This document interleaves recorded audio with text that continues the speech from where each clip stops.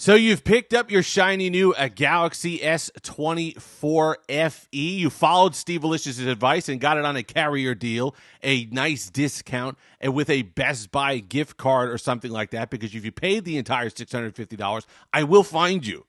Friends don't let friends buy the S24 FE at full price. So let's say you got yourself a juicy discount. You picked one up because there are plenty of reasons why you'd want to pick one up. You've done your setup. You've done your smart switch, everything like that. Now it's time to get to business on it. And here are the 5 things that I would do first if you want to follow Steve Alicious, and I know you do. So here's what we got.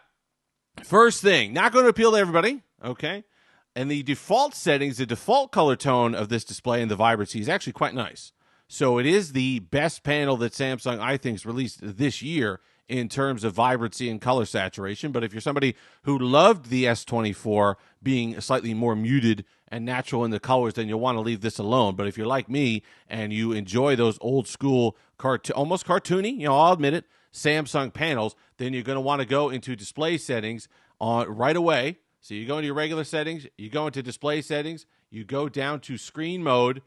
Then you see you've got just the regular stuff here. You can switch it to vivid and natural. And like I said, the default kind of tuning is just fine. But if you want to go a little bit more, you go into advanced settings and you have the vividness slider, which unlike the A55 and the S24 Ultra, you didn't have to wait for it. It's available to you in the software right out of the box. So you could crank that all the way up to 11 and get those nice, vibrant, punchy colors and enjoy probably what I think is the most vibrant and saturated Samsung panel this year, probably since the S23 FE last year. This is the best one that I think they've put out for that. Number 2, let's go back into the regular settings.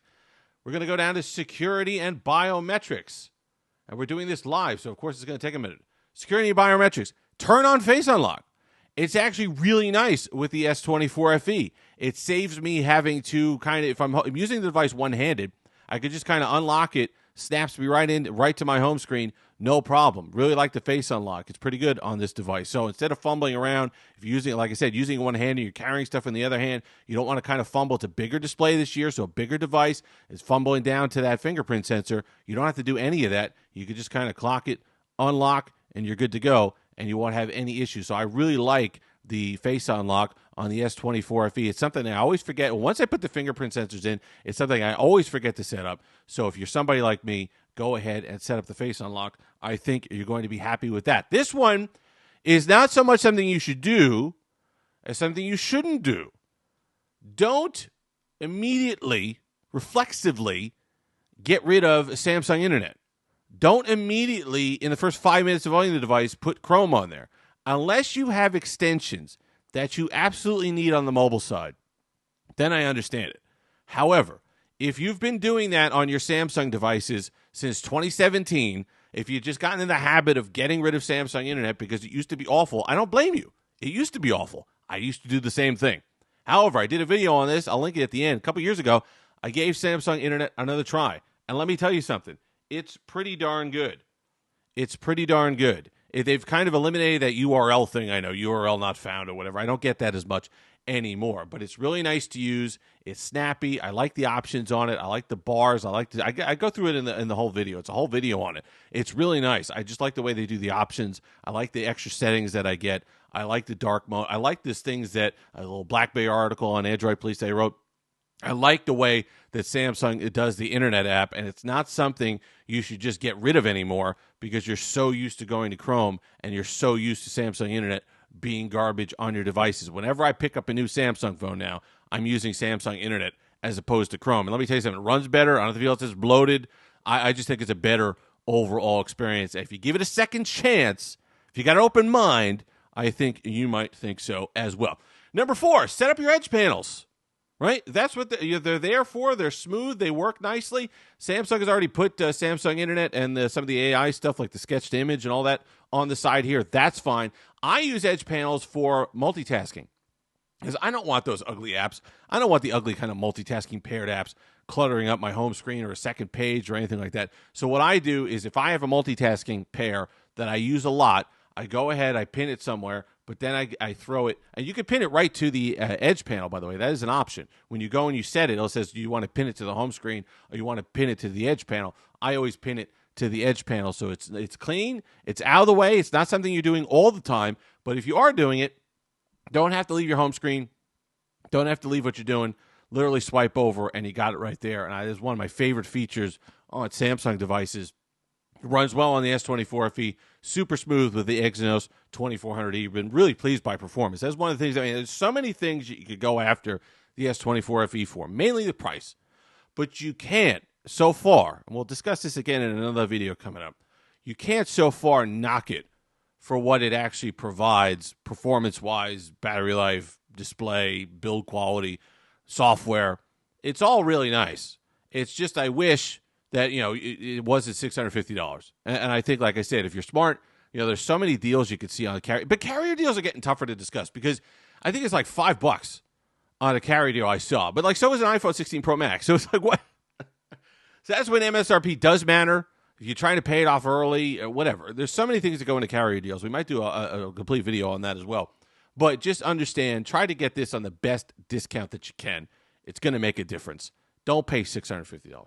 Last but not least, I was really annoyed. I think it was One UI 6.1 that they took away a lot of the always-on display options that we had. It was annoying. It was something that I was like, why would you do that?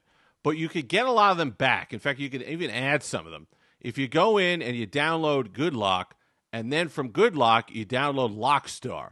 And if you download Lockstar, then you kind of go ahead and have a lot of these options again. And the best one that I think from Lockstar is that for some reason, in the default one, you cannot turn off adjustable brightness, always on display auto brightness. You can't turn that off anymore. So you're just stuck with whatever the ambient light or whatever. But I like my always on display nice and bright so I can see it indoors. You could go ahead, turn the auto brightness off and crank it all the way up so you could see it nicely. But then you could go in and do different things where you could add widgets here, and you could, if I add this part of the screen, I could change the clocks. I could change the color on my app notifications. I could go down here and I could go ahead and add a widget to the always on display if I want. So it gives us some of the functionality and customization back on the always on display that we had been missing since 6.1, I believe, where they took all those options away. You still can add a photo.